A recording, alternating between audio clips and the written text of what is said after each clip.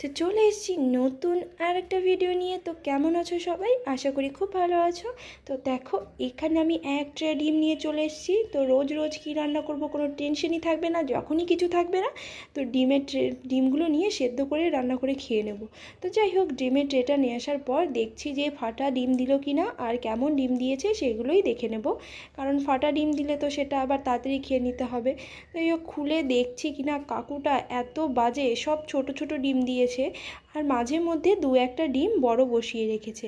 এত ছোট ছোট ডিমগুলো দিয়ে দিয়েছে সব। তো যাই হোক, তখন যদি বুঝতে পারতাম ডিমগুলো নিতামই না, কারণ এত ছোট ডিম নিয়ে কি করব। তো যাই হোক, তারপর আমি আবার রেডি হয়ে গেলাম, কারণ বাইরে বেরোবো। বাইরে গিয়ে ভাবলাম আজকে খুব গরম পড়েছে আর ছুটিও আছে, সেই জন্য ভাবলাম পুদিনা পাতা নিয়ে চলে আসি, একটু শরবত করে খাবো।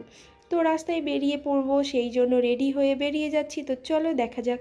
তো তারপর দেখো, আমি লিফটে উঠে দেখছি কখন শেষ হবে। আর খুবই ভালো যে চারতলাতে একটা লিফট বসিয়ে দিয়েছে, মানে চারতলা পর্যন্ত আছে।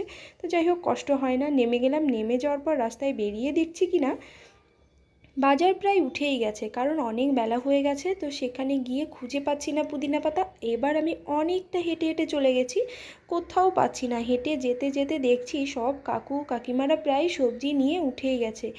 একদম লাস্টে বেছে বেছে পড়ে থাকা জিনিসগুলো পড়ে আছে, আর সেরকম কিছু নেই। এবার অনেকের কাছে জিজ্ঞাসা করলাম পুদিনা পাতা আছে কি না, অনেকেই বললো না। তারপর আমি ভাবলাম আর একটু সামনে হেঁটে যাই, যদি পেয়ে যাই।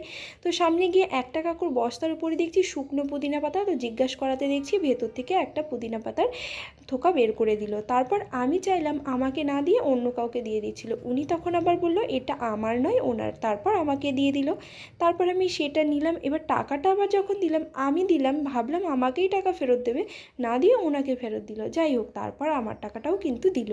দেওয়ার পর তারপর দেখছি কাকুর কাছে কিন্তু প্রায় শেষ, কিছুই নেই। লাস্টে কিছু সবজি আর শাক পড়ে রয়েছে। তারপর সেগুলো নিয়ে নিলাম। নিয়ে আমি তারপর চলে গেলাম শশার দোকানে। যেতে যেতে দেখছি একটা কাকু শশা বিক্রি করছে। তো শশাগুলো দেখে ভাবলাম গরমের মধ্যে শশা খেতে তো ভালোই লাগবে। গিয়ে এবার কাকুটাকেই দেখছি নেই দোকানে। তো খুঁজছি কোথায় গিয়েছে। তারপর একটা কাকু বলল ওই দিকে বস্তা ভাঁজ করছে। তো তারপর কাকুটাকে জিজ্ঞাসা করলাম যে কত করে শশা। কাকুটা বলছে এসে বলছি। তো কাকুটা এলো, এসে বলছে 40 টাকা কেজি। আর এখন তো তোমরা জানোই শশা কেন, সব ফল সবজি যাই হোক সব কিছুরই খুব দাম। আর লেবু তো বাবা ধরা ছোঁয়ার বাইরে। তো যাই হোক, 40 টাকা কেজি শশা বললো, তার জন্য আমি 500 শশা নিয়ে নিলাম বেছে বেছে সুন্দর দেখে। আর এত শশা বাছতেও একটু কষ্ট হচ্ছিলো, কারণ বেশিরভাগই ছিল বড়, পেকে গেছিলো। তো যাই হোক, বেছে নিলাম, নিয়ে চলে এলাম। 500 শশা নিয়ে চলে আসতে আসতে এবার রাস্তার ধারে সে একটা ফলের দোকান খোলা ছিল। ভাবলাম এখান থেকেই একটু তরমুজ নিয়ে নিই। তারপর তরমুজের দাম জিজ্ঞাসা করতেই বলল 30 টাকা কেজি। সেই জন্য বললাম একটা ছোট্ট দেখে দিয়ে দাও। তো কাকুটাই বেছে দিল ছোট্ট দেখে।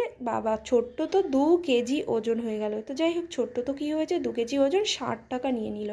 তো যাই হোক, 60 টাকা দিয়ে নিয়ে চলে এলাম। আমি নিয়ে নিলাম তরমুজ নিয়ে ঘরে চলে এলাম। ঘরে আসার পর দেখছি নিচে কী সব বাজনা বাজছে। তারপর ভালো করে দেখলাম হয়তো জল তুলতে এসছে। তো যাই হোক, ভিডিওটা কেমন লাগলো অবশ্যই কিন্তু কমেন্ট করে জানিও। ভালো লাগলে লাইক করো, শেয়ার করো।